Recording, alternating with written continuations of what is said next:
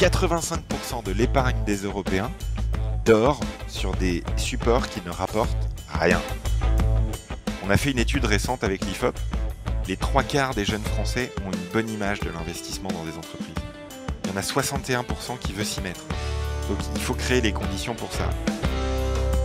On ne sait pas si c'est le bon moment ou pas pour acheter en bourse. On achète un petit peu tous les mois. Comme ça, on bénéficie de la moyenne.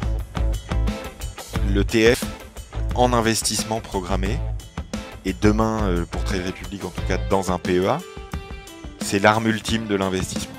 Tu diversifies, tu as à long terme, tu as peu de frais. Avec un PEA, tu as la meilleure fiscalité possible à long terme en plus. Il y a difficilement mieux aujourd'hui. Même si vous n'avez que 10 € par mois à mettre, faites-le. Hello et bienvenue à toi dans le podcast La Bonne Fortune, l'émission qui te donne les clés pour prendre en main tes finances personnelles. Je suis Ismaël Bernus, un entrepreneur heureux, et avec La Bonne Fortune, mes invités se livrent sans filtre pour te donner les connaissances et les outils qui te permettent dès aujourd'hui de passer à l'action pour que tu puisses investir selon tes envies, selon tes choix et tes objectifs. Alors vous êtes de plus en plus nombreux à partager cette émission et je vous en remercie pleinement. Alors si toi aussi tu es nouveau par ici, je t'invite à t'abonner en un clic à ce podcast et à continuer de poser toutes les questions sur les différents réseaux. Mes invités et moi-même nous ferons un plaisir d'y répondre. Et sans plus attendre, je te laisse découvrir ce nouvel épisode. Let's go! Aujourd'hui sur le podcast de La Bonne Fortune, j'ai l'immense plaisir de recevoir Mathias Bacchino, qui est donc le responsable France de Trade Republic. On va faire une émission vraiment passionnante, on va décortiquer, on va dire, les marchés financiers d'une part, mais plus particulièrement cet outil, les ETF. Tu nous en diras un petit peu plus. Salut Mathias. Bonjour Ismaël. Écoute, c'est vraiment avec grand plaisir, encore une fois, comme je te dis, de te recevoir sur cette émission. J'ai eu le plaisir de faire différentes émissions sur les marchés financiers, que ce soit sur le PEA, comment débuter en bourse, voir les différents biais cognitifs aussi qu'on peut avoir, etc., etc.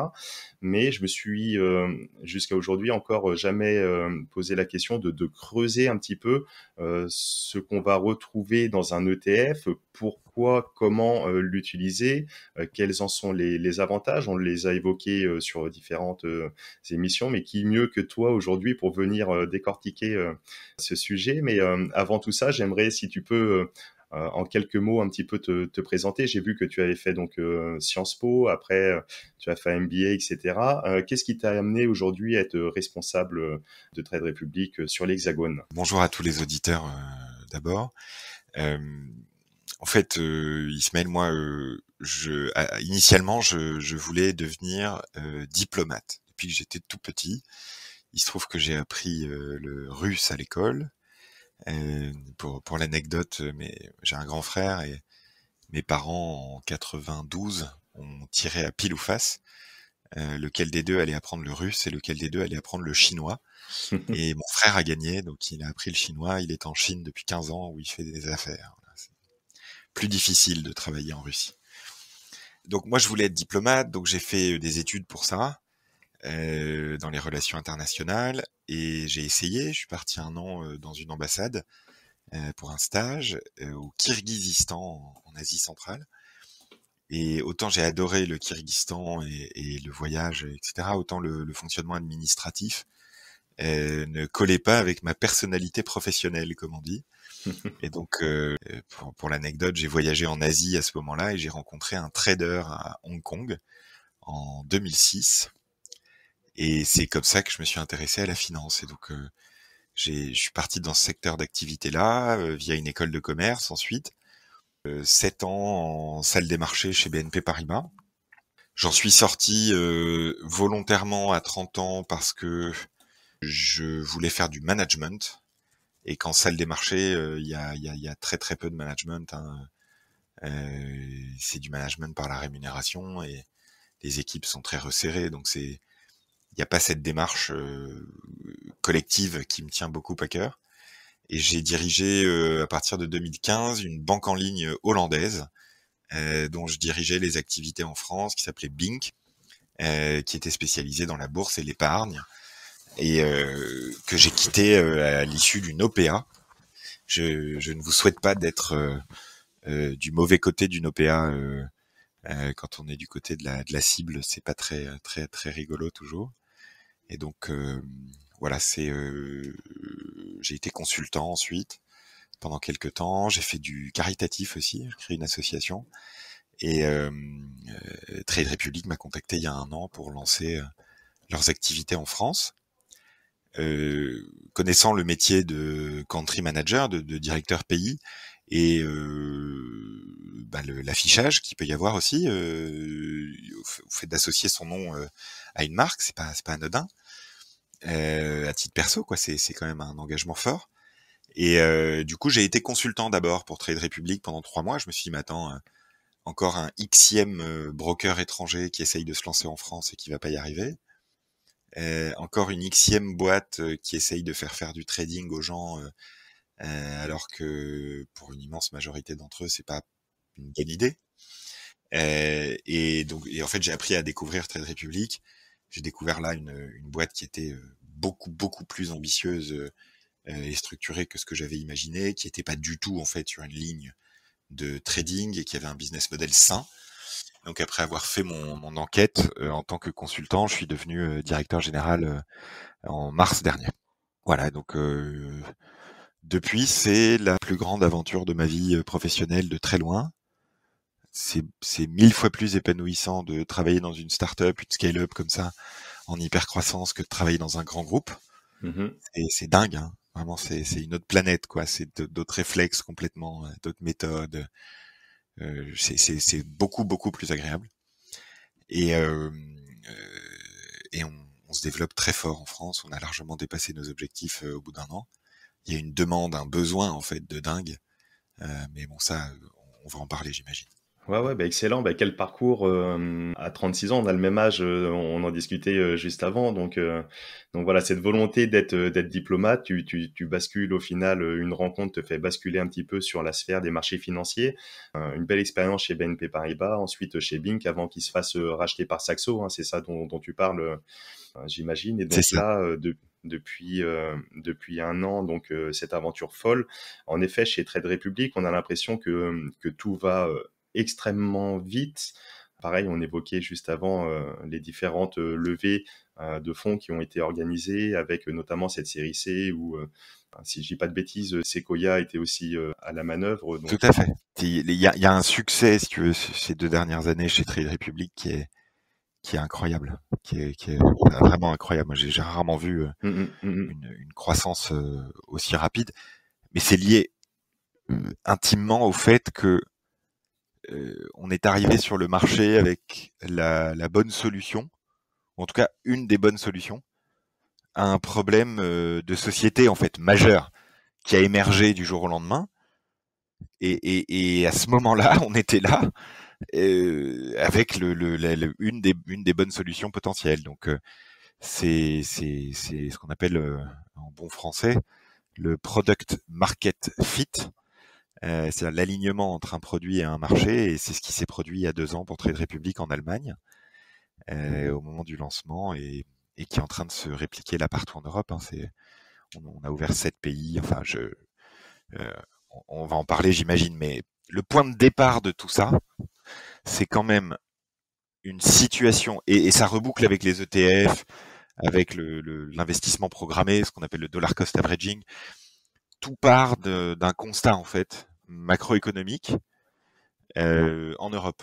Si je peux peut-être en dire un mot maintenant si tu veux, mais avec plaisir, vas-y. En fait, depuis 60 ans, le système de protection sociale, le système de retraite, parce que c'est de ça qu'on parle hein, concrètement, c'est le plus important, le système de retraite fonctionne sur la répartition. Et donc sur le fait que, comme je suis volontairement un peu provocateur, mais comme dans une pyramide de Ponzi, comme dans un système Madoff, en fait, ben, ce sont les gens qui rentrent dans le système, dans la boucle, qui payent pour ceux qui y sont déjà. Donc c'est le principe selon lequel les gens qui travaillent par leur cotisation, donc de l'argent qu'on leur prend sur leur salaire, hein, eh bien, payent les retraites de ceux qui sont à la retraite. Avant, on passait 3 ans à la retraite. Demain, on passera 33 ans à la retraite. Avant, il y avait 3 actifs, donc 3 personnes qui travaillent pour payer les retraites d'un retraité. Demain, il y aura Ça sera 1,3 un pour un. pour 1. Donc, le système ne marche plus. On peut faire toutes les évolutions paramétriques, comme on dit en politique, que l'on veut. C'est-à-dire, on peut reculer l'âge de départ à la retraite, on peut augmenter les cotisations, on peut ce qu'on veut. En 2040, les retraités deviendront pauvres. C'est-à-dire, c'est entre 40 et 50% de perte de pouvoir d'achat au moment de la retraite pour les gens comme nous, nés à partir de 1985. On va vers une catastrophe, un appauvrissement généralisé des sociétés d'Europe de l'Ouest. Et ça, c'est très net. Parce que il y a, face à cette situation où ce qu'on appelle l'État-providence, ou le welfare state, le fonctionnement par répartition, à partir du moment où il va plus fonctionner, il faut qu'il soit compensé par autre chose. Et il ne l'est pas aujourd'hui, puisque vous avez un investissement individuel des particuliers à long terme, qui est de l'ordre de 10% du PIB en France, alors que c'est 150% du PIB dans les pays anglo-saxons. Donc, il manque 3 000 milliards d'euros d'épargne retraite en France. Et pourquoi c'est un problème? C'est un problème parce que le contrat social français repose depuis une soixantaine d'années sur le fait que les grands-parents aident financièrement leurs enfants et leurs petits-enfants. Les grands-parents de demain ne pourront plus aider leurs enfants et leurs petits-enfants. Donc la situation, c'est celle-là. Et 85% de l'épargne des Européens, 85% de milliers de milliards d'euros d'argent des Européens dort sur des supports qui ne rapportent rien. 85%, c'est-à-dire c'est le livret A comme appauvrissement, tu sais. Le livret A, c'est quand même 8 milliards d'euros d'argent des Français qui s'est évaporé en 2021. Donc on ne parle pas d'un petit problème, on parle de 8 milliards d'euros de valeur, puisque le livret A en 2021 a eu un rendement négatif à cause de l'inflation. Les fonds en euros d'assurance vie, c'est pareil. Exactement. On voit les performances de ces fonds qui s'effondrent d'année en année depuis 10 ans, etc. Bien sûr, bien sûr. Donc voilà la situation, si tu veux. Et les fondateurs de Trade Republic, pour l'anecdote, qui sont 3 jeunes Allemands de pareil, de 35 ans, se sont dit en 2016, mais en fait, nous, à titre perso, si on n'investit pas jeune, et si on n'investit pas efficacement, on sera mal, en fait, quand on sera vieux. Et donc, ils ont cherché des solutions pour se construire un portefeuille d'investissement, et ils n'ont pas trouvé. Parce que les banques, c'était trop cher, il y avait trop de frais. Quand tu prends 2% en moyenne de frais, c'est un des gros intérêts des ETF aussi, mais on va y revenir. Et donc, ils se sont dit, il n'y a pas de solution pour nous, en fait. Soit c'est trop cher, soit c'est des voyous, soit il y a une expérience d'utilisation dégueulasse, où il faut cliquer 300 fois avant de pouvoir passer un ordre. Donc, ils ont construit Trade Republic sur ce constat-là. Il y a un déficit d'épargne retraite, il y a un déficit d'investissement efficace, qui est majeur, qui est structurel, qui est macroéconomique, et il n'y a pas d'offre en face. Après, pour construire l'offre et expliquer le succès, ils se sont attaqués, comme beaucoup de startups le font, aux racines du problème. Et ils ont reconstruit les choses différemment. Qu'est-ce qui empêche les gens d'investir? On s'est creusé la cervelle, nous aussi en France, sur ça. On a travaillé avec l'IFOP, on a travaillé avec Marc Toiti, qui est économiste, on a travaillé avec des sociologues, pour des comportementalistes, pour essayer de comprendre si les gens n'investissaient pas, quelle en était la raison principale. Et les gens n'investissent pas parce que ils considèrent, tout le monde pense que les gens n'investissent pas parce qu'ils considèrent que c'est trop risqué. Exactement, oui.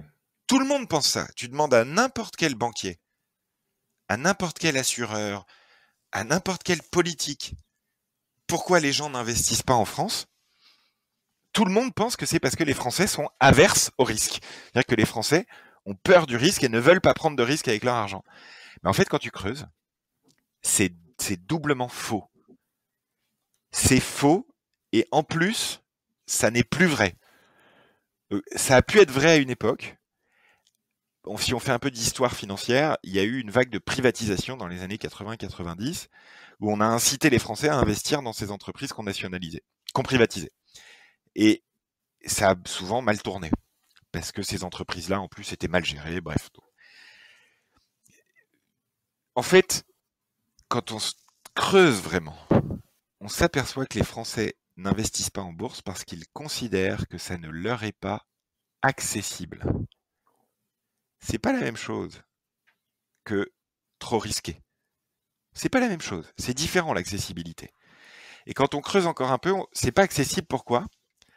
Parce qu'en fait, les gens pensent que c'est trop cher. On peut les comprendre, c'était vrai. C'est beaucoup trop cher. Le prix des ordres de bourse dans une banque traditionnelle, les frais de gestion prélevés sur un fonds de gestion traditionnel, les frais de gestion prélevés sur une assurance vie, c'est beaucoup trop cher. C'est un scandale. C'est-à-dire 2% de frais par an sur 5 000 milliards d'euros d'épargne des gens. Je vous laisse faire le calcul. C'est pas une industrie, c'est un hold-up, quoi. Surtout qui pour apporter aucune valeur ajoutée par rapport au S&P 500 quand même. Par rapport à un indice boursier classique. Donc bref. Donc c'est trop cher, c'est trop complexe. C'est vrai, les démarches sont dégueulasses. Nous, on arrive avec une application mobile où tu peux ouvrir un compte en 6 minutes. Tout de suite, tu crées de l'accessibilité. Donc c'est un des enjeux. Et surtout, les gens pensent que la bourse, c'est fait pour acheter au plus bas et vendre au plus haut. Le fameux trading. Acheter au plus bas pour vendre au plus haut, ça s'appelle pas investir, ça s'appelle spéculer. Ça s'appelle spéculer. La spéculation, c'est pas interdit, mais c'est vachement dur. Il y en a qui ont essayé, la plupart ont eu des problèmes. C'est 85% des gens qui essayent de spéculer et qui ne l'ont jamais fait avant qui perdent tout. Moi, ça fait 15 ans que je travaille en finance, je ne suis pas capable de spéculer pour moi-même. C'est vachement dur. La bourse, c'est pas fait pour ça. La bourse, c'est fait pour investir à long terme dans la croissance économique. C'est très intéressant et puis ça fait écho un peu à ce que tu disais en introduction. Le trading, ce n'est pas une bonne idée. Donc c'est par rapport à ça ce que tu évoques et on voit ce rapport de l'AMF notamment hein, où tu évoques ce chiffre de 85, voire peut-être même 90%, je sais plus quel est le chiffre exact, mais on est dans ces proportions. 9 sur 10 9 particuliers sur 10 qui souhaitent faire du trading. Donc, comme tu dis, acheter un point bas, revendre un point haut, finissent par se casser la goule et tout perdre. Et ça peut très très bien se comprendre parce qu'on n'a pas de boule de cristal, on n'est pas armé de la même façon, on n'est pas, enfin, et on va gagner une fois, deux fois, trois fois, mais la troisième fois on va perdre. Et si on rajoute peut-être en plus ce qui a été proposé, des effets de levier, etc. En plus, ça accélère la chute, j'ai envie de dire très certainement. Donc aujourd'hui, avec Trade Republic, donc vous ne faites pas la promotion du trading. On va rentrer un petit peu dans le vif. Ouais. Tu évoques des mots comme l'investissement. C'est quelque chose qui tient à cœur. On en parle beaucoup ici sur le podcast de la bonne fortune, d'avoir une vision déjà long terme. Investir, ça fait tout de suite référence à une projection sur le long terme. D'investir, ça veut dire soutenir soit une économie, soutenir une entreprise, potentiellement soutenir quelque chose. Un secteur, ouais. Un secteur. Voilà, et d'avoir donc de donner un peu de sens et d'avoir une vision long terme et in fine de récolter les fruits et donc si possible de repartir avec un horizon de temps plus ou moins long mais avec un capital financier supérieur. Aujourd'hui, vous faites la promotion, l'investissement à travers des ETF. Pourquoi déjà, c'est quoi une définition d'un ETF? Donc, ce qu'on appelle un tracker, ce qu'on appelle, c'est un fonds coté en bourse, Un panier un d'actions. panier d'actions. Pour simplifier, moi j'appelle ça un panier d'actions. Ouais, Voilà, c'est ce qu'il y a de plus simple, je pense, pour l'expliquer. un panier d'actions. Alors, pourquoi ne pas, par exemple, je pense déjà bien connaître la réponse et j'utilise les ETF pour ça aussi. Mais pourquoi ne pas acheter, par exemple, je suis français, je vais prendre, je dis au hasard, mais une action Carrefour, une action Total si je veux, une action LVMH si je veux être dans le luxe, etc. Et je prends 4, 5, 10 actions, je fais mon petit portefeuille, bon père de famille, et je laisse tourner 10 ans. Je serai peut-être un petit peu diversifié en termes de secteur, un petit peu diversifié en termes d'action. Pourquoi pas me mettre sur les marchés américains ou d'autres pays si je veux diversifier aussi d'un point de vue géographique. Qu'est-ce que l'ETF va faire de plus, va faire de mieux? Quel est l'intérêt? C'est quoi un ETF? Alors, je poursuis la réflexion qui nous amène aux ETF. Donc, on a dit qu'il y a un déficit d'investissement individuel en Europe. C'est une évidence. On est tous d'accord là-dessus. Et le bon sens des gens fait qu'ils le comprennent. Donc, il y a ce déficit majeur et des difficultés à accessibiliser l'investissement. Donc, nous, on a posé 3 règles qui sont hyper simples et qui amènent aux ETF, en fait. C'est pour ça que c'est ce qu'on propose. Des actions, des ETF. Les 3 règles pour investir efficacement à long terme pour le très grand public, donc pour vraiment démocratiser. C'est long terme, c'est diversifié et c'est progressif. On ne sait pas si c'est le bon moment ou pas pour acheter en bourse. On achète un petit peu tous les mois, comme ça on bénéficie de la moyenne. Notre objectif à nous, c'est que les clients Trade Republic ne perdent pas de pouvoir d'achat au moment de leur retraite. Pour ça, il faut qu'à partir de leurs 30 ans, ils investissent 5% de leurs revenus tous les ans et que ça leur rapporte 5% par an. C'est la règle des 2,5. 5% de ton revenu que tu investis qui te rapporte 5% par an. Après, on se dit comment on fait pour que les gens fassent massivement, à plusieurs millions d'Européens, réussissent à faire 5% par an. Et là, on s'aperçoit que les actions du monde entier, depuis 120 ans, en moyenne, c'est 5% par an de rendement. Mais comment on fait pour investir dans les actions du monde entier? On peut aller voir une société de gestion, donc sa banque, sa compagnie d'assurance, et qui va vous dire, moi j'ai une équipe de gérants, c'est des professionnels, comme la bourse de toute façon c'est pas pour vous, vous pouvez pas le faire vous-même, en vrai c'est trop difficile, il faut acheter au plus bas, vendre au plus haut, c'est vachement dur. Donc faites confiance à des professionnels. Ils vont vous vendre des fonds d'investissement où il y a 2% de frais dedans. Et quand tu rapportes 5% par an, mais que tu prends 2% de frais, ça ne te fait plus que 3% à la fin. C'est un problème majeur. Donc, comment on fait pour diversifier, pour investir dans les actions du monde entier, que des millions de personnes puissent le faire? On s'appuie sur les ETF. Les ETF, c'est des paniers d'actions, c'est-à-dire tu peux acheter en une seule fois plein d'actions en fonction soit d'un critère géographique, des actions américaines, des actions roumaines, des actions françaises, des actions coréennes, des actions asiatiques, tous les périmètres géographiques.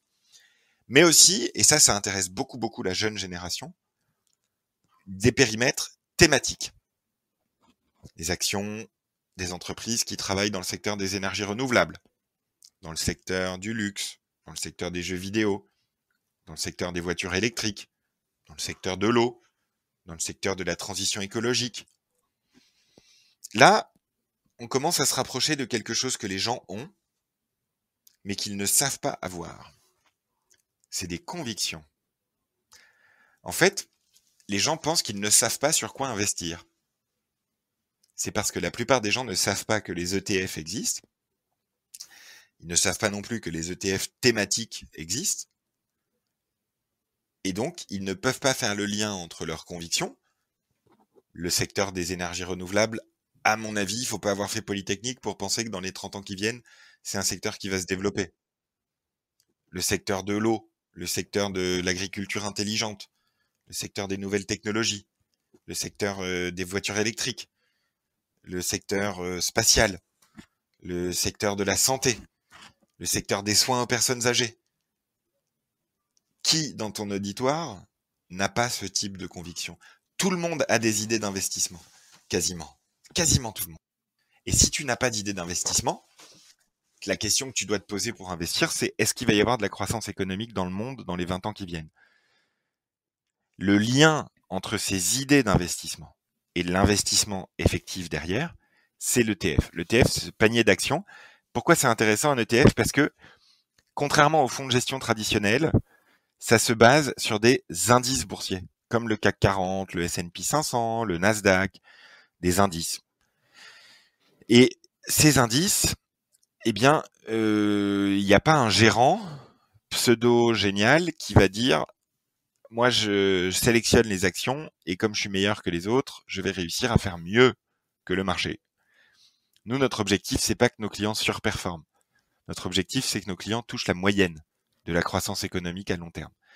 Et les ETF, pour ça, c'est fabuleux. Un ETF, en moyenne, il y a 0,2% de frais de gestion dedans, contre 2% de frais de gestion en moyenne dans un fonds de gestion active, pour aucune performance supérieure.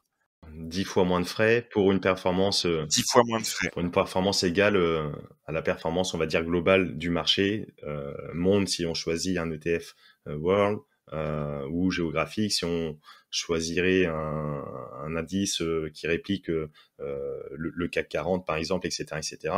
Et ces 2% de frais de différence, déjà, bon, tu l'as évoqué, mais comme on a déjà pu l'évoquer ici, fait une différence énorme et d'autant plus à long terme avec notamment ce qu'on va appeler les intérêts composés. Donc, au plus on va performer sur le long terme, au plus la boule de neige va grossir, parce que les intérêts composés, encore une fois, c'est une courbe où si le capital produit des intérêts et sont réinvestis chaque année, ça fait grossir de façon vraiment exponentielle. À titre indicatif, j'aime bien cette comparaison parce que on n'est pas tous forcément des mathématiciens à pouvoir appliquer cette formule assez basique somme toute des intérêts composés, mais avec des puissances, etc.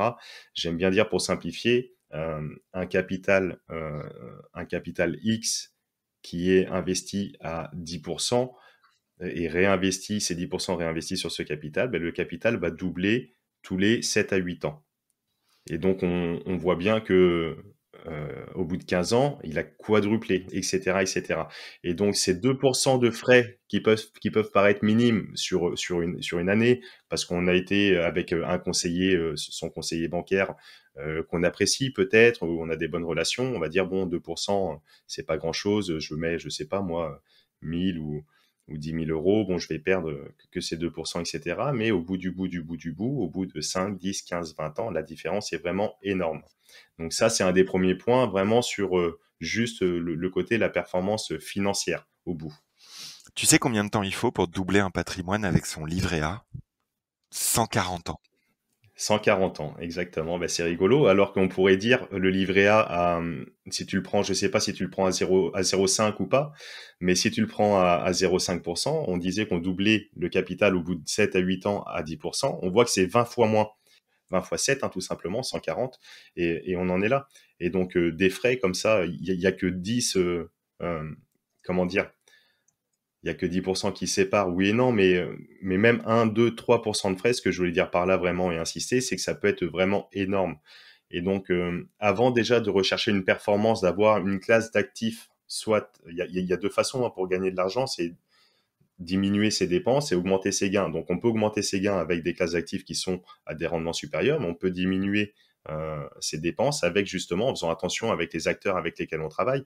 On avait fait une émission excellente sur les assurances-vie à ce sujet, également avec Nicolas de Caudin, où on a vraiment insisté là-dessus et en fonction des différents supports et des différentes assurances qu'on va souscrire, ben, il y aura plus ou moins de frais pour une performance identique, mais les frais vont venir in fine bouffer toute cette performance. Donc là, c'est pareil. Donc ça, c'est le premier point, donc des frais réduits.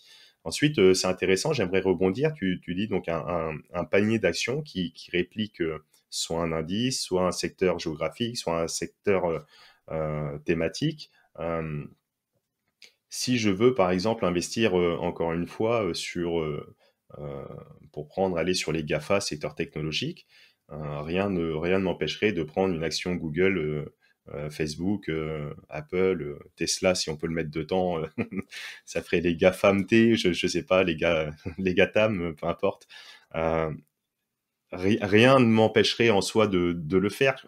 Quelle serait, par exemple, la plus-value d'un ETF dans ce cas-là? En fait, l'AMF, donc l'autorité des marchés financiers, a démontré récemment que sur 10 ans, quand tu diversifiais, tu avais 99% de chances d'être gagnant. C'est pas moi qui le dis, c'est l'AMF. Donc c'est d'autant plus facile de porter le message. Il est beaucoup plus difficile pour un particulier de choisir une entreprise il y a plus de facteurs en fait qui déterminent la performance d'une entreprise à long terme. Et c'est ce que tu enlèves en choisissant un ETF plus large qui va inclure plein d'entreprises d'un coup. Donc c'est cette notion de diversification qu'apporte l'ETF. Nous, ce qu'on observe pas mal quand même, c'est des plans d'investissement programmés, donc des investissements automatiques. Hein, c'est le cœur de l'offre de Trade Republic. C'est ce qu'on appelle aussi le dollar cost averaging. C'est cette technique d'investissement à long terme où tu investis un petit peu tous les mois pour lisser ton prix d'achat et avoir la performance moyenne en fait à long terme.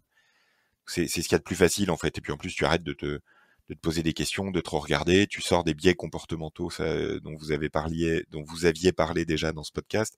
Qui sont des éléments tellement essentiels et qui viennent gêner beaucoup d'investisseurs.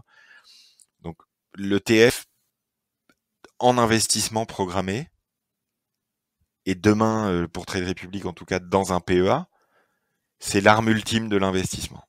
Tu diversifies, tu es à long terme, tu as peu de frais. Avec un PEA, tu as la meilleure fiscalité possible à long terme en plus. Il y a difficilement mieux aujourd'hui. Donc, si tu as une conviction forte sur une entreprise à long terme, rien ne t'empêche de faire un plan d'investissement programmé. C'est comme pour une crypto ou voilà, si tu crois en un projet, une équipe, des dirigeants. Mais ça va être plus difficile de démocratiser. Et on a vu au début de ce podcast à quel point c'est essentiel. C'est-à-dire si les gens s'y mettent pas, alors heureusement les gens ont du bon sens et malgré les immenses difficultés que les banques, les assureurs, le gouvernement, tout le monde leur met dans les pattes pour investir. Bon, il y a des boîtes, il y a des startups qui arrivent et qui essayent de pousser ça. Et puis il y a un mouvement à l'heure actuelle de démocratisation du savoir financier, du savoir investir qui est quand même très très forte grâce aux réseaux sociaux. Des initiatives comme ton podcast d'ailleurs le soutiennent très fortement. Donc il y a une lame de fond qu'on n'arrêtera pas. Mais pour démocratiser, il faut simplifier. Les ETF ont ce mérite-là d'être efficaces et simples. Et ouais. Simple. C'est le mot-clé, je pense. Hein. Ouais, donc ça se comprend, donc l'accessibilité plutôt que d'aller choisir comme ça toutes ces actions individuellement, et cetera, ce qui serait peut-être chronophage, surtout sur une optique long terme avec une approche DCA. On y reviendra sur l'approche DCA après, on l'a déjà évoqué ici, mais c'est intéressant. L'accessibilité, la facilité, plutôt que de choisir 5, 10, 15, 20, 30 actions en manuel, de répartir, etc. On prend un ETF et comme ça, c'est facile. On a aussi, là j'y vois, tu vas certainement confirmer ce dire, l'accessibilité d'un point de vue, la facilité, on l'a vu, mais aussi d'un point de vue financier. Si quelqu'un souhaiterait commencer l'investissement, mais petit à petit, pas à pas, avec peut-être un capital, je sais pas moi, de 1000, 2000, 3000, 4000 euros. Même 50 euros, tu peux commencer. À partir de 50 euros, on peut commencer, mais même ça sera encore plus flagrant avec 50 euros, mais même avec quelqu'un qui a un peu plus, mais 1000, 2000, etc., ça ne suffira pas pour reprendre ne serait-ce qu'une action, disons par exemple du CAC 40. Si on devait prendre, tu vas me dire sur les chiffres si je dis pas trop de bêtises, mais toutes les actions individuellement du CAC 40, grosso modo à l'heure où on est, ça reviendrait approximativement à 40 000 euros. C'est ça. Et donc, quand bien même la personne souhaite le faire en manuel, etc., allez, la personne est vraiment hyper motivée, rompue au marché, etc. Il y aurait aussi un frein financier pour pouvoir se positionner. Ah bah bien sûr, ouais. Comme ça que là, on pourrait avoir un ETF qui réplique le CAC 40 dans cet exemple, mais ça pourrait être tout autre truc pour à partir de 50 euros, par exemple. Exactement. En fait, l'ETF vient rassembler des actions et en fait fractionne après son prix pour être plus accessible. Et nous, on est allé encore plus loin avec Trade Republic puisqu'on propose en fait aux gens à partir de 10 euros d'investir dans les actions ou les ETF qu'ils veulent. C'est-à-dire que nous-mêmes, on vient fractionner les actions pour permettre aux gens, par exemple, Amazon, Tesla, LVMH, Hermès, plein d'actions dans lesquelles les gens ont envie d'investir. Une action, ça vaut 1000 euros, 2000 euros. Et en fait, pour la plupart des gens, c'est pas forcément accessible. Donc nous, on est venu, en plus des ETF qui font déjà ça, qui rendent accessible pour les petites bourses. Nous, on est venu fractionner encore un peu plus pour que, à partir de 10 € par mois, tu puisses commencer à investir. Pourquoi ? Parce qu'en fait, l'investissement, tu en as parlé tout à l'heure, les intérêts composés, le fait d'investir tous les mois, tous les ans, régulièrement pendant une longue période, ça fait les petits pains qui se multiplient. Donc c'est très puissant comme mécanique. C'est ce que Einstein appelait la 9e merveille du monde, je crois. Les intérêts composés, c'est un truc qui est fabuleux. Mais plus tôt tu commences, plus c'est puissant.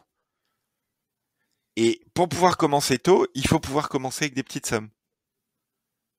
Donc nous, ce qu'on dit aux jeunes, c'est pour ça aussi nous 85% de nos clients ont moins de 35 ans, si tu veux. Donc c'est au moins on est clair sur la rupture générationnelle. Mais on leur dit commencez le plus tôt possible, même si vous n'avez que 10 € par mois à mettre, faites-le. On a fait une étude récente avec l'IFOP. Les 3/4 des jeunes Français ont une bonne image de l'investissement dans des entreprises. Il y en a 61% qui veulent s'y mettre. Donc il faut créer les conditions pour ça. L'investissement DCA, donc l'investissement programmé, automatique, mensuel, à long terme, avec des ETF pour diversifier, tu mets toutes les chances de ton côté. Encore une fois, on va revenir sur le DCA et pour rester sur les ETF, déjà, je te remercie Mathias pour dégrossir tout ça de très très belle manière. Et encore une fois, c'est le but du podcast, de rendre accessible et notamment aux plus jeunes. Tu parles de 85% des clients Trade Republic ont moins de 35 ans. Je dois avoir à peu près 80% des auditeurs du podcast qui ont moins de 35 ans. Et j'embrasse également les plus anciens qui nous écoutent également.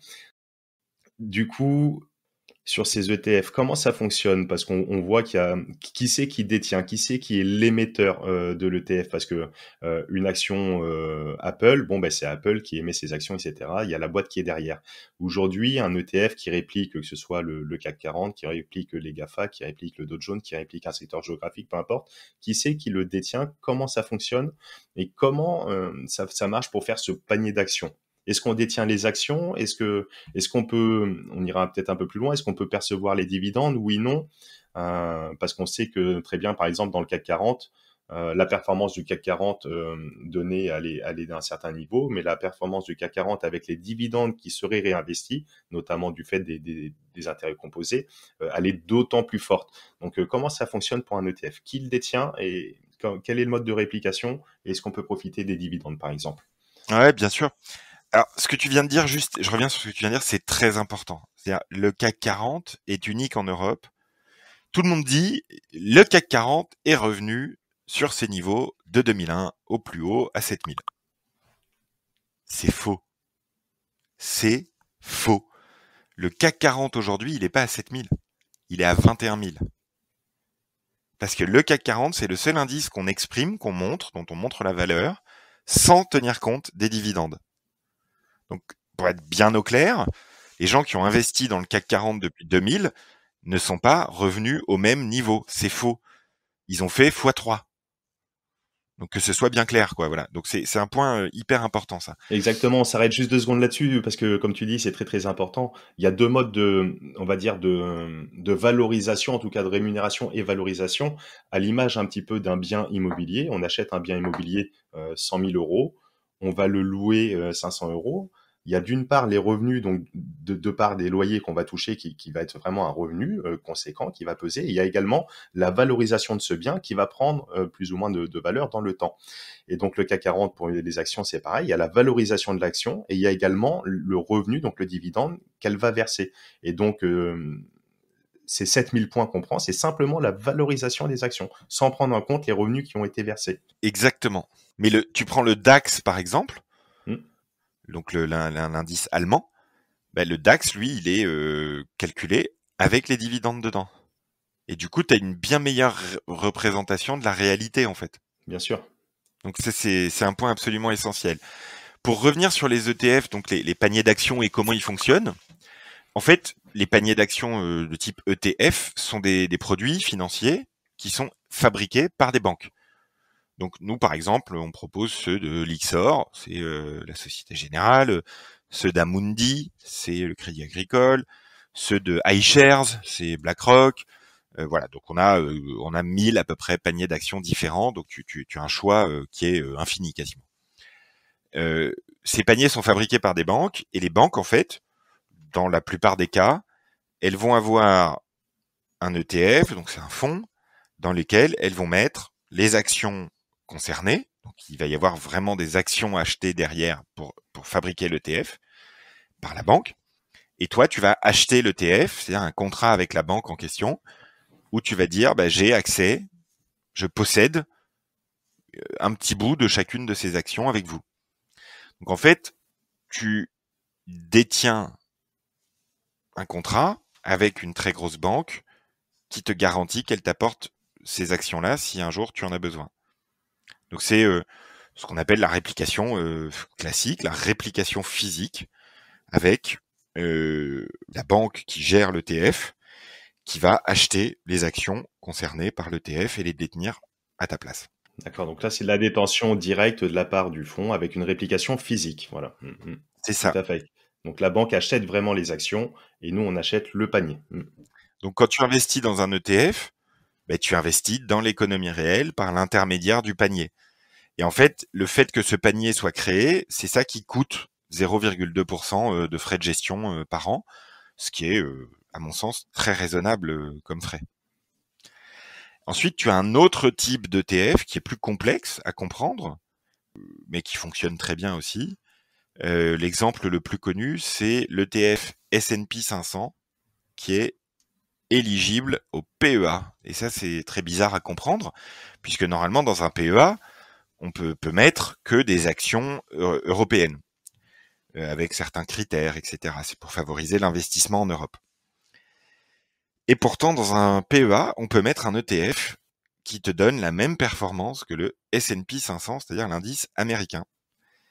En fait, c'est rendu possible ça par ce qu'on appelle l'échange de performance. C'est-à-dire que tu peux avoir un ETF qui te donne exactement la même performance que le S&P 500. Donc, c'est comme si tu étais exposé au S&P 500. Mais en fait, le gérant de l'ETF va mettre dans son ETF des actions européennes, mais il va faire en sorte de sélectionner des actions européennes tous les jours qui ont exactement la même performance quand on les cumule que la performance du S&P 500. Donc c'est une astuce, c'est ce qu'on appelle la réplication synthétique, et ça permet d'accéder à des classes d'actifs peut-être plus facilement. Voilà, c'est une manière plus simple de donner accès, quoi. C'est pas très développé, et à nouveau, le cas que la plupart des gens vont rencontrer, c'est le cas de l'ETF S&P 500 éligible au PEA. Ok, donc là, c'est intéressant parce qu'on peut profiter d'être exposé dans le cadre du PEA à d'autres marchés, donc d'être diversifié sur une zone géographique, de potentiellement attendre des performances qui sont potentiellement plus intéressantes ou non, après avoir, mais outre-Atlantique, et tout ça dans l'enveloppe fiscale du PEA qui a tout plein d'avantages, comme on avait pu le voir sur l'épisode 13 avec Étienne Monceau. Donc ça, c'est intéressant. Et bien par contre, la petite astuce, entre guillemets, ou la contrepartie, c'est que ça donne une réplication synthétique. Donc, non pas avec, dans le cas du S&P 500, avec les actions du S&P 500, mais avec des actions européennes qui répliquent les performances. Est-ce qu'il y a un risque là pour l'investisseur qui se porterait sur ce type de TF, un risque un peu plus grand qu'un panier d'actions en direct? On a parlé beaucoup pendant la crise des subprimes des produits dérivés, etc., qui a fait des scandales, tout ça. Est-ce que ça peut être un peu lié, ce type de produit, ou alors ça a strictement rien à voir? Non, là honnêtement, ça a vraiment pas grand-chose à voir. Un ETF de réplication synthétique n'est pas un produit qui est plus risqué qu'un ETF classique, en fait. Parce que quand tu travailles avec la Société Générale, le Crédit Agricole et BlackRock, si un jour il y avait un problème avec des ETF de réplication synthétique qui sont des produits hyper simples, hein, c'est juste un échange de performance, c'est pas des produits dérivés complexes sur des subprimes comme ce qu'on avait vu à l'époque dans les années 2000. Donc non, il n'y a pas de risque particulier. De toute façon, il y a des actifs derrière qui sont des actions réelles. Donc non, il n'y a pas de risque particulier le risque principal qu'on prend en investissant à long terme avec des ETF, c'est de gagner de l'argent. Donc ça, pour les méthodes de réplication, donc c'est assez intéressant et on voit que ça nous ouvre des portes, encore une fois, avec le PEA, où on peut se positionner. Donc il y a quand même pas mal d'avantages, hein. Ça ouvre de l'accessibilité, notamment ce que vous proposez, puis on y reviendra avec Trade Republic. C'est accessible en quelques clics. C'est accessible aussi d'un point de vue financier, plutôt que de se positionner sur toutes ces actions pour des milliers, des milliers d'euros, voire des dizaines de milliers d'euros. Ben là, c'est accessible l'ensemble de ces actions dans un panier avec un montant réduit. Donc l'accessibilité d'un point de vue technologique, mais l'accessibilité d'un point de vue financier. Ça offre une diversification. Euh, Potentiellement, c'est performant, ça réplique le marché. Il n'y a pas besoin de se casser la tête à vouloir faire du trading et d'être plus malin que le malin et finir par tomber dans le ravin, pour reprendre l'expression. Ça a des frais réduits, 0,2% en comparatif des 2% que les fonds traditionnels vont proposer. Ça peut s'intégrer, le cas échéant, dans un PEA, même outre-Atlantique, etc. C'est plutôt assez intéressant. Qu'en est-il c'est un point qui est aussi important en termes d'investissement, de la liquidité. Une action, aujourd'hui, une action Google, Apple, etc., il y a une valorisation telle, il y a un nombre d'actions tel, qu'en 2 clics, on est sûr qu'il y a un volume qui est là, on peut récupérer, on peut vendre l'action très très très facilement en 2 clics, en 2 minutes. Ça pèse quoi aujourd'hui les ETF approximativement? Est-ce qu'il y a une forte liquidité sur tous les ETF? Est-ce qu'il y a des ETF plus ou moins liquides, plus ou moins accessibles? Tu as cité les différentes banques émettrices, hein, Lyxor, Amundi, iShares, etc. Euh, Est-ce qu'il faut se tourner sur cela? Est-ce qu'il y en a d'autres qui existent, qui seraient peut-être un peu moins liquides, un peu moins développés? Qu'est-ce que tu pourrais, toi, conseiller là-dessus? En fait, moi, ce qui va m'importer, c'est de pouvoir parler au très grand nombre. C'est-à-dire, donc pour ça, il faut garder un maximum de simplicité. Et en fait, pour le très grand public, ce qui compte, c'est de savoir qu'en travaillant avec Lyxor, avec Amundi, avec BlackRock, en fait, il n'y a pas de sujet de liquidité. C'est-à-dire, il y a tout le temps des ETF à vendre, et puis surtout la possibilité tout le temps de le revendre. Donc c'est aussi liquide qu'une action. Voilà, c'est pas, il n'y a pas de conseils particuliers pour moi à donner de ce côté-là, tant qu'on travaille avec des émetteurs de renom et grand public, quoi. Donc se tourner quand même sur des émetteurs que tu viens de citer par exemple, qui sont installés, Tout à fait. qui ont un gros volume, qui sont dans la place. Ouais. Ouais, ouais, hyper important. Ça, c'est toujours pareil, hein. Mm. Ceux qui vous promettent des miracles, en général, quand personne les connaît et qui vous promettent des miracles, c'est pas bon. Bah écoute, impeccable. Au moins sur les ETF, je pense que c'est bien plus clair pour tout le monde, toutes celles, tous ceux qui nous écoutent. Est-ce que tu vois, toi, peut-être d'autres choses à ajouter? Bah, le truc peut-être pour le très grand public, c'est que à mon sens, le principal défaut des ETF à l'heure actuelle, c'est leur naming, c'est-à-dire c'est comment le produit s'appelle. Parce qu'en fait, il y a des contraintes réglementaires qui fait que tu es obligé de donner des noms assez compliqués à ton ETF. Et donc souvent, quand tu es confronté à une liste d'ETF pour en choisir un, bah c'est pas toujours évident de comprendre exactement de quoi l'ETF parle ou de quel est son secteur, etc. Donc ce que je recommande moi systématiquement, c'est quand on veut choisir un ETF, le plus simple, c'est d'aller sur le moteur de recherche du site de l'émetteur de l'ETF, du fabricant, donc Lyxor, Amundi, BlackRock, Easy ETF, peu importe, et de faire sa recherche comme ça. Parce que il y a des moteurs de recherche aujourd'hui, ou sur Trade Republic, il y a des moteurs de recherche qui sont très bien aussi, et il faut pas se laisser, je dirais, intimider par le nom un peu barbare qu'un ETF peut avoir. Et on va retrouver quoi comme nom à titre d'exemple? Bah, par exemple, quand tu veux investir sur un ETF avec des actions du monde entier, ça va être un ETF MSCI World. Et MSCI, bah, la plupart des gens savent pas que c'est un fabricant d'indices boursiers, quoi. Mhm. Donc voilà, il y a des petites spécificités. Il y a beaucoup d'ETF aussi qui sont ISR, comme on dit, c'est ESG, c'est-à-dire c'est des ETF où il y a des actions qui sont environnementales, socialement responsables, etc. Donc il y a plein d'abréviations comme ça, et donc c'est important de bien se pencher sur le moteur de recherche pour faire le bon choix, quoi. OK, d'accord, ouais. Au niveau des dividendes, parce que du coup, on n'a pas répondu à cette question. Ouais, je voulais y revenir. En fait, Mmh. les ETF, soit donc il y a 2 types d'ETF.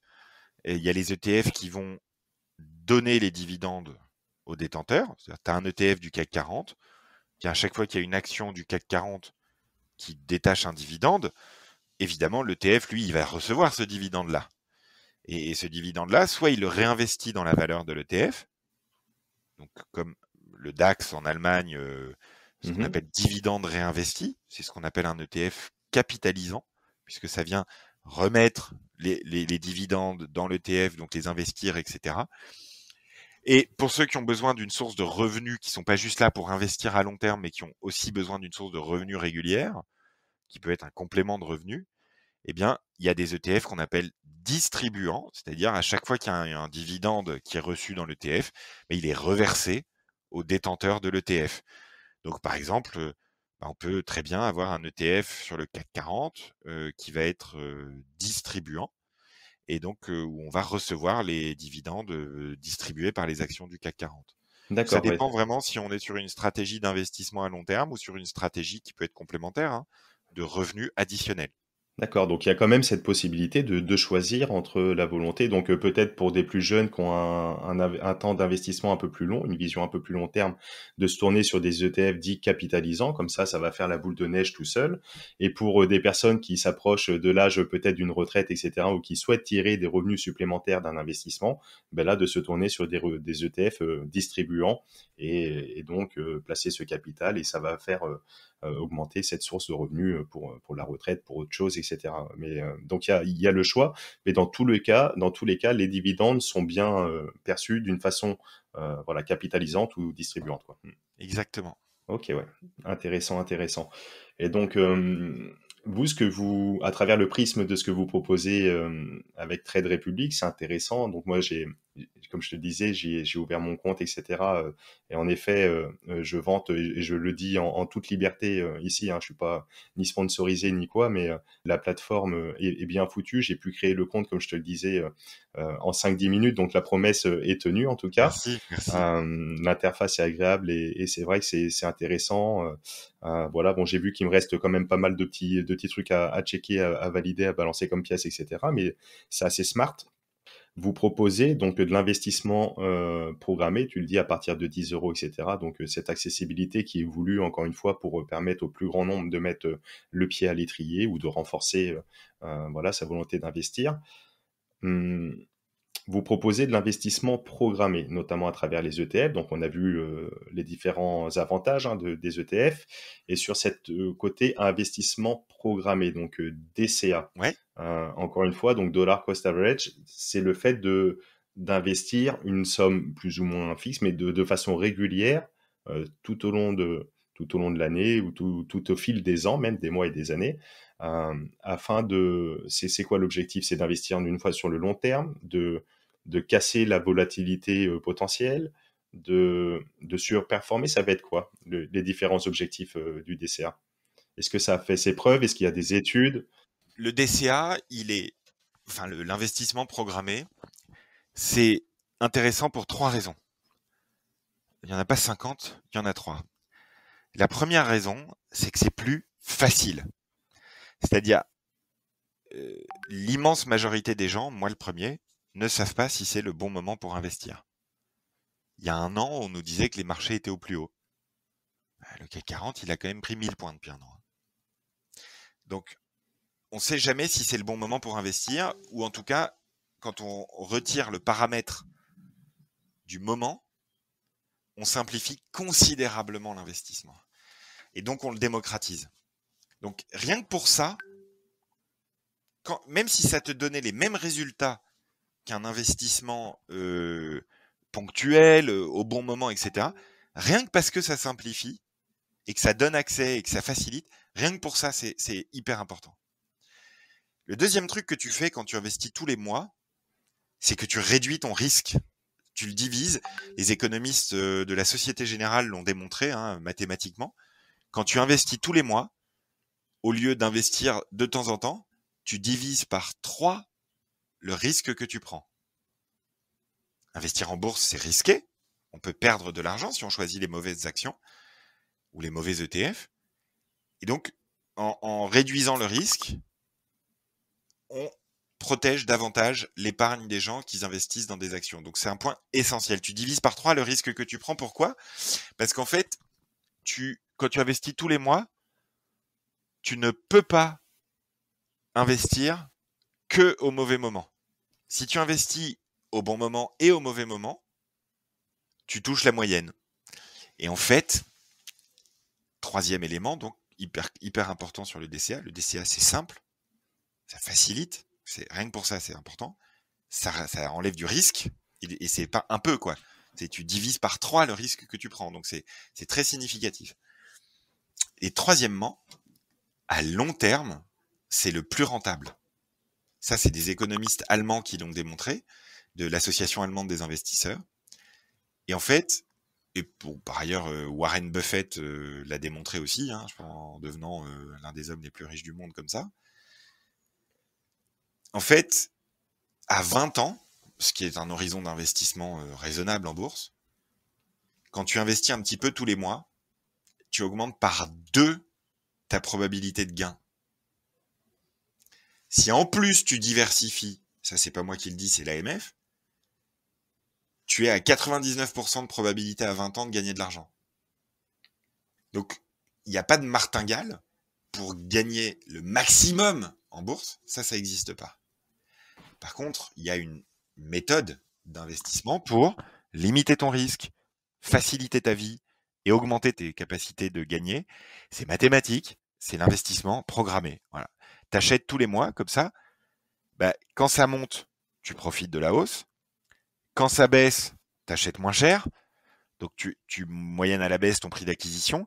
Et donc, à long terme, tu touches un truc qu'on veut jamais toucher. C'est un terme qui est nul d'habitude, mais qui en bourse est génial, qui est la moyenne. Nous, ce qu'on veut, c'est que les gens touchent la moyenne des fruits de la croissance économique à long terme. Parce que si on fait ça, on change le pouvoir d'achat des retraités de demain et on a un impact très positif sur la société française. Donc, c'est vraiment un enjeu de société auquel on essaye de répondre avec une méthode simple. Et je te remercie, Ismaël, de contribuer. C'est ce que j'appelle moi la team éducation financière. Et voilà, il y a une team éducation financière en France qui est en train de se substituer aux pouvoirs publics qui sont complètement nuls sur ce sujet, qui est en train de se substituer aux grosses banques et aux gros assureurs qui ont essayé depuis 40 ans de maintenir les gens sous une coupe d'infantilisation face à l'investissement. On s'aperçoit qu'en fait, en ayant des convictions, ce qu'on a tous, en ayant 5 minutes par mois pour mettre en place un plan d'investissement programmé et en choisissant un ETF avec peu de frais et qui diversifie, c'est possible d'investir de manière moins risquée, plus profitable et plus simple pour son avenir. Et si on le fait pas, c'est livret A comme appauvrissement et ça, c'est pas bon. Exactement, mais en tout cas, ouais, pour revenir sur le DCA, moi je suis moi-même convaincu et je pratique ça par d'une part un peu fainéantise. J'ai pas envie de me prendre la tête sur les marchés à suivre, etc., etc. Et au moins c'est de façon automatique, c'est simple, c'est facile, ça tourne tout seul. Et je te rejoins pleinement là-dessus. Ça lisse. Et puis après, pour celles et ceux qui sont peut-être un peu plus férus des marchés financiers, qui ont envie aussi de se faire plaisir, ou pourquoi pas avoir une action, deux actions coup de cœur, et d'intervenir ponctuellement. Pourquoi pas, quand on a vu sur entre guillemets la crise du Covid, il y a eu un décrochement, etc. Si la personne pense qu'il y a peut-être entre guillemets financièrement un coup à faire, que c'est un bon moment, c'est un bon creux de marché pour acheter, pourquoi pas y mettre une petite allocation en complément, etc. Mais peut-être voilà, à recommander pour le commun des mortels qui souhaitent se lancer dans l'investissement, de le faire comme ça, de façon programmée sur un ETF diversifié, MSCI World et ou d'autres, et d'avoir comme ça cette base, en tout cas sur les marchés financiers, 50, 60, 70% en fonction de son appétence. Et puis après, le reste, si on a vraiment envie de s'amuser, parce que c'est plus fort que nous d'aller passer des ordres, etc., etc., de garder une petite allocation pour pourquoi pas se faire plaisir et aller se ramasser entre guillemets sur le trading, quoi. C'est le gros intérêt pour les plus experts, effectivement. l'un des gros intérêts de l'investissement programmé, c'est que tu as en permanence, du coup, une poche de cash. Puisque comme tu investis pas tout d'un coup, ben, en général, tu as du cash qui dort un peu à côté pour rentrer le mois d'après, etc. Et de garder une poche de liquidité, une poche de cash, ben, c'est bien parce que quand tu observes une opportunité, tu peux intervenir. Voilà. Mais pour ça, il faut avoir eu envie de se former au fait de détecter des opportunités, etc. Je dirais, c'est ceinture verte, tu vois, ceinture marron, quoi, jaune, là par là. Mmh. Après, tu as la ceinture noire du mec qui fait du trading, mais ça, c'est 5% de la population. Je voulais revenir quand même là-dessus. Moi, j'ai rien contre les boursicoteurs. Il y a plein de gens pour qui c'est une passion, l'investissement. Et quelques 50 000, 100 000, 150 000 Français y arrivent et en vivent. Mais c'est complètement autre chose. C'est pas ce dont on parle là. C'est une activité qui peut devenir une activité principale et qui est une activité qui est éminemment psychologique, qui nécessite une force morale extrême pour s'astreindre à des plans de trading, à respecter ses Une règles, discipline. etc., etc., une discipline de fou. Ça pourrait faire l'objet d'un autre épisode tellement c'est un boulot à plein temps, quoi. Donc moi j'ai rien contre eux. C'est pas interdit. Mais pour le très grand public, le DCA c'est quand même beaucoup plus simple, efficace et moins risqué. Et moins chronophage, ça prend moins de temps également avec nos vies de dingue qu'on peut avoir les uns les autres en fonction. Ouais, bien Voilà. sûr. Bah écoute, impeccable. Bah, je te remercie pour tout ça. Au niveau de Trade Republic, donc vous proposez ça assez facilement. Pour les auditeurs, les auditrices de la bonne fortune qui nous écoutent aujourd'hui et qui souhaiteraient euh, investir et suivre. Alors, je ne sais pas si on peut parler de conseil en investissement, je pense qu'on n'a pas le droit, mais en tout Non. cas, s'essayer et de mettre en place une stratégie comme celle-ci, d'utiliser votre bel outil. Est-ce que on peut leur proposer quelque chose? Bien sûr, ouais.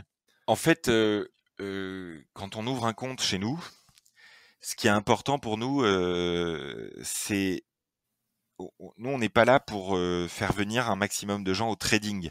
On est là pour que les gens se sentent capables d'investir. On est là pour casser le plafond de verre, de espèce d'auto-limitation que les gens se mettent. Donc pour ça, les nouveaux clients Trade Republic reçoivent une action gratuite sur leur compte ou une fraction d'action. C'est un montant aléatoire entre 10 et 200 euros. Comme ça, on peut devenir client Trade Republic, posséder un bout d'action, voir ce que ça fait, sans sortir un euro, sans se prendre de risques. Quand on veut parrainer ses proches, ce qui est un élément hyper important pour l'investissement, parce que on se met à investir en général quand un proche nous explique comment faire. C'est un des trucs les plus parrainés possibles, je dirais. C'est vraiment essentiel le parrainage dans l'investissement. Eh bien, quand on parraine, là aussi, celui qui parraine, il va recevoir des actions gratuites à chaque fois qu'il parraine quelqu'un. Donc on est vraiment dans cette logique de dire aux gens, investir c'est possible, c'est comme ça qu'il faut le faire pour prendre le moins de risques possible et maximiser ses performances à long terme. Vous investissez dans les secteurs, les thèmes auxquels vous croyez à long terme. Et en plus, si vous parrainez des proches, vous pouvez vous retrouver avec, vu qu'il est possible de parrainer une quarantaine de personnes, vous pouvez assez facilement vous retrouver avec 1500, 2000, 2500 euros d'actions sur votre compte Trade Republic. Ce qui est une super manière pour démarrer un portefeuille diversifié. Super. Bah écoute, c'est entendu. On mettra tous les liens dans les notes de l'épisode pour celles et ceux qui souhaitent se lancer.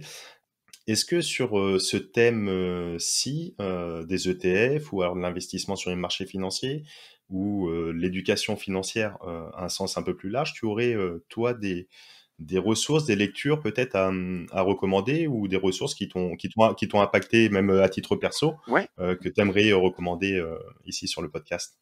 Ouais, bien sûr. Bah, il y a une lecture un peu légendaire hein, dans cet écosystème. Je sais pas si tu en as déjà parlé. Moi, c'est un bouquin qui m'a beaucoup marqué. Hein. C'est le bouquin de John Bogle. On entend beaucoup parler des Bogeliens et toute la dynamique autour du mouvement FIRE, tu sais, FIRE, indépendant financièrement et retraité tôt. Mmh. Donc c'est un bouquin qui s'appelle en français, ça donne le petit livre pour investir avec du bon sens. Moi, c'est une notion que j'adore, le bon sens, parce que ça parle vraiment au grand public. Et c'est la seule manière enfin, le sous-titre du bouquin, c'est la seule manière de percevoir les fruits de la croissance économique. Et donc c'est voilà, John Bogle, Bogle, Little Book of Common Sense Investing, le petit livre pour investir avec bon sens. Ça, c'est une recommandation très forte. Après, moi, j'utilise beaucoup. Il y a 3 sites en France qui me paraissent vraiment utiles, intéressants pour s'informer et se former. C'est Zone Bourse, Investir et Boursier.com, qui sont pour moi les 3 meilleurs sites. Et après, sur les réseaux sociaux, faire attention à qui vous faites confiance pour vos investissements. Moi, je regarde Nicolas Chéron à titre perso sur Twitter, qui est un copain. Sur les cryptos, il y a Xavier Fenot qui est très bien, il y a Rodolphe Stéphan qui est très bien, il y a Tradosor, voilà, il y a des gens comme ça qui diffusent avec beaucoup de bienveillance des idées d'investissement, de la pédagogie, des exemples, voilà, des situations pour se former, etc., qui m'ont été, moi, très utiles. Super, super. Je rajouterai le blog de Nicolas Decodin, Avenue des investisseurs. C'est génial, j'adore Nicolas, ouais, qui est très fort.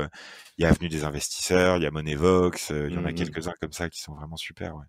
Super, ben merci, merci pour ces ressources. J'aime bien demander, aussi à mon invité du jour, s'il a un petit mantra qui se répète, qu'il aime bien, ou une petite citation. Heu, il me semble que tu en as une qui est assez intéressante, si tu peux aussi, nous la dévoiler, aujourd'hui, Mathias? Alors, moi, c'est une sorte de mantra, oui, comme tu dis, hein, que je m'applique, que j'essaye de m'appliquer, qui est, en anglais, hard on facts, soft on people.